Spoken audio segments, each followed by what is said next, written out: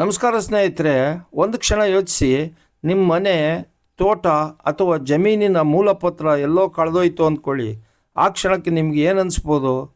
ನನ್ನ ಆಸ್ತಿ ಪತ್ರವೇ ಕಳೆದೋಯ್ತಲ್ಲ, ಇನ್ನು ನನ್ನ ಆಸ್ತಿ ಸುರಕ್ಷಿತವಾಗಿರುತ್ತಾ? ಯಾರಾದರೂ ಆ ಪತ್ರವನ್ನು ದುರುಪಯೋಗ ಮಾಡಿಕೊಂಡು ನನ್ನ ಆಸ್ತಿಯನ್ನು ಕಬಳಿಸ್ಬೋದಾ? ಹೀಗೆ ಭಯಪಡೋದು ಸಹಜ. ಆದರೆ ಒಂದು ಮುಖ್ಯ ವಿಷಯ ಗೊತ್ತಿರಲಿ, ಮೂಲ ಆಸ್ತಿ ಪತ್ರ ಕಳೆದು ಹೋದ ಮಾತ್ರಕ್ಕೆ ನಿಮ್ಮ ಆಸ್ತಿಯ ಹಕ್ಕು ಕಳೆದೋಗೋದಿಲ್ಲ. ಹಾಗಾದರೆ ಕಳೆದು ಹೋದ ಆಸ್ತಿ ಪತ್ರದ ಬದಲಿಗೆ ಅಧಿಕೃತ ನಕಲು ಪ್ರತಿಯನ್ನು ಹೇಗೆ ಪಡಿಬೋದು?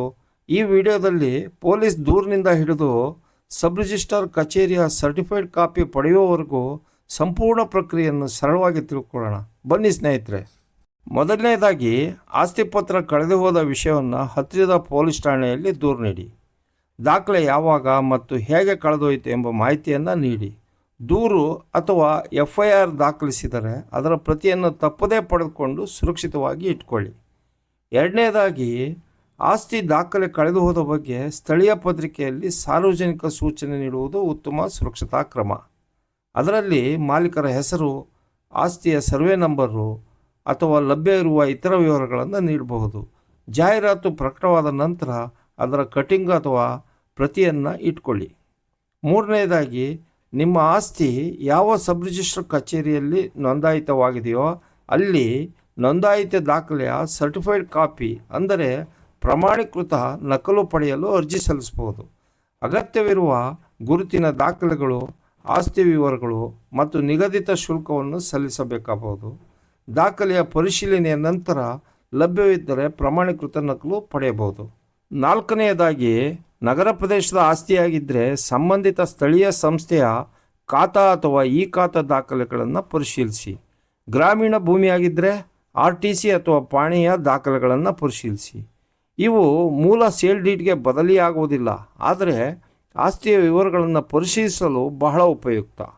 ಐದನೇದಾಗಿ, ಆಸ್ತಿಯ ಮೇಲೆ ಬ್ಯಾಂಕ್ ಸಾಲವಿದ್ದರೆ, ಕೋರ್ಟ್ ಪ್ರಕರಣವಿದ್ದರೆ ಅಥವಾ ದಾಖಲೆ ಕಳೆದು ಹೋದ ರೀತಿಯ ಬಗ್ಗೆ ಅನುಮಾನವಿದ್ದರೆ ಆಸ್ತಿ ಕಾನೂನು ತಜ್ಞರ ಸಲಹೆ ಪಡೆಯುವುದು ಉತ್ತಮ. ಅಗತ್ಯವಿದ್ದರೆ ಮುಂದಿನ ಕಾನೂನು ಕ್ರಮಗಳ ಬಗ್ಗೆ ಅವರ ಮಾರ್ಗದರ್ಶನ ನೀಡುತ್ತಾರೆ. ಸ್ನೇಹಿತರೆ, ಮುಂದೆ ಇಂಥ ಸಮಸ್ಯೆ ಬರದಂತೆ ನಿಮ್ಮ ಎಲ್ಲ ಆಸ್ತಿ ದಾಖಲೆಗಳನ್ನು ಸ್ಕ್ಯಾನ್ ಮಾಡಿ PDF ರೂಪದಲ್ಲಿ ಸುರಕ್ಷಿತವಾಗಿ ಇಟ್ಕೊಳ್ಳಿ. ಜೆರಾಕ್ಸ್ ಕಾಪಿಯನ್ನು ಇಟ್ಕೊಳ್ಳಿ. ಡಿಜಿಟಲ್ ಪ್ರತಿಯನ್ನು ಸುರಕ್ಷಿತ ಕ್ಲೌಡ್ ಸ್ಟೋರೇಜ್ ಅಥವಾ ವೈಯಕ್ತಿಕ ಇಮೇಲ್ನಲ್ಲಿ ಉಳಿಸ್ಬೋದು. ಹೀಗಾಗಿ ಆಸ್ತಿ ಪತ್ರ ಕಳೆದು ಹೋಯಿತು ಎಂದು ಗಾಬರಿ ಆಗಬೇಡಿ.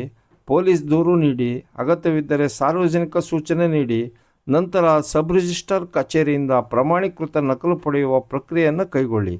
ಆದರೆ ನೆನಪಿಡಿ, ಪ್ರತಿಯೊಂದು ಆಸ್ತಿಯ ದಾಖಲೆ ಮತ್ತು ಪ್ರಕ್ರಿಯೆ ಒಂದೇ ರೀತಿಯಾಗಿರುವುದಿಲ್ಲ. ಆದ್ದರಿಂದ ಸಂಬಂಧಿತ ಸರ್ಕಾರಿ ಕಚೇರಿಗಳಲ್ಲಿ ಪ್ರಸ್ತುತ ನಿಯಮಗಳನ್ನು ಖಚಿತಪಡಿಸಿಕೊಂಡು ಮುಂದುವರಿಯಿರಿ. ಈ ಮಾಹಿತಿ ನಿಮಗೆ ಉಪಯುಕ್ತವಾಗಿದ್ದರೆ ಲೈಕ್ ಮಾಡಿ, ನಿಮ್ಮ ಸ್ನೇಹಿತರಿಗೆ ಶೇರ್ ಮಾಡಿ. ಧನ್ಯವಾದಗಳು ಸ್ನೇಹಿತರೆ.